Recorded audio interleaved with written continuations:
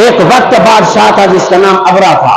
اس نے کہا لوگ کیوں کھینچے جا رہے ہیں؟ ایسا کرتا ہوں یہ پتھر کا تو بنا ہوا ہے، اپنے شہر کے اندر بنا دیتا ہوں، لوگوں کو حکم دیتا ہوں کسی کا طواف کرنا بھائی وہاں مت جانا. خانہ کعبہ تعمیر کروا لیا، ابرا تیار ہو گیا.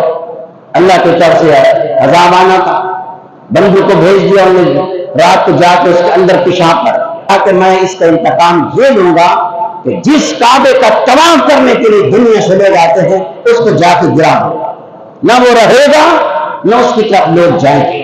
اس کو یہ پتہ نہیں تھا کہ لوگوں کو وہاں پکڑ پکڑ کے نہیں لایا جا رہا، اس مقام کی محبت دلوں کے اندر. اس نے لشکر تیار کیا، ہاتھیوں کا لشکر. قرآن کے علم ترى کیف فعل ربک باصحاب الفیل، فیل کہتے ہیں ہاتھی، ہاتھی کا لشکر تیار کیا. وہ جناب تیار ہو گئے، جا کے حملہ کرنے جا رہا. شہر کے باہر اس نے اپنا مرکز لگایا، خیمے لگائے، قافلے کو روک دیا کہ عبد المطلب آئیں گے ان سے بات کریں کہ ہم یہاں گرانے آئے ہیں، خبردار ہمیں مت روکنا، بڑا لشکر ہے ورنہ ختم کر دیں گے آپ کی بستی کو. آپ جب گئے ان کے سامنے، جناب عبد المطلب کے لیے تخت لگا ہوا تھا. وہ تخت کیوں لگا تھا؟ جناب عبد المطلب کی پشت کے اندر مصطفیٰ کا نور. اللہ نے فرمایا ابابیل تیار ہو جاؤ. 3 کنکریاں دی ان کو، ایک ایک پنجے میں، ایک ایک منہ کے چونچ کے. ان کنکریوں کے اوپر نام بھی لکھا تھا، یہ پتھر اس ہاتھی کے اوپر گرانا ہے، یہ اس پہ گرانا ہے اس پہ. وہ پتھر جس پہ گرتا تھا ہاتھی بھی نیست نابود، اس پہ جو سوار ہے وہ بھی نیست نابود. ابرا خود ایک بیماری کے اندر مبتلا ہو گیا، خطرناک مرض کے اندر. عجیب حالت، لشکر تباہ و برباد. اس لیے قرآن کہہ رہا ہے اے محبوب کیا آپ نے وہ دیکھا ہے منظر جو ہاتھی والوں کے ساتھ ہم نے کیا کیا ہے؟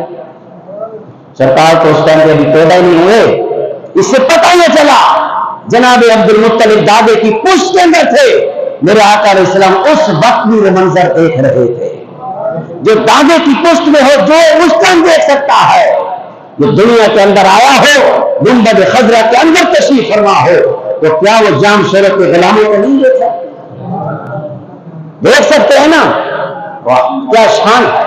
تو اللہ تعالیٰ نے خانہ کعبہ کی بے حرمتی کرنے والوں کے ساتھ یہ حرکت کیا، تباہ و برباد کر دیا، نیست نابود کر دیا، ان کا نام و نشان مٹ گیا. بس اس نے آخری بات کہہ کر چلا گیا کہ آج کے بعد میری جتنی سلطنت ہے جب تک میں زندہ رہوں گا، اپنا کعبہ تو دور کی بات ہے اس کو بھی ختم کر لوں گا، اپنی دولت کا سارا خزانہ اس کعبے کی خدمت کے لیے صرف کرتا رہوں گا. جب خدمت کی بات کی ہے اللہ نے بیماری بھی ختم کر دی ہے اور اس کی دولت کے اندر برکت بھی عطا فرما دی ہے.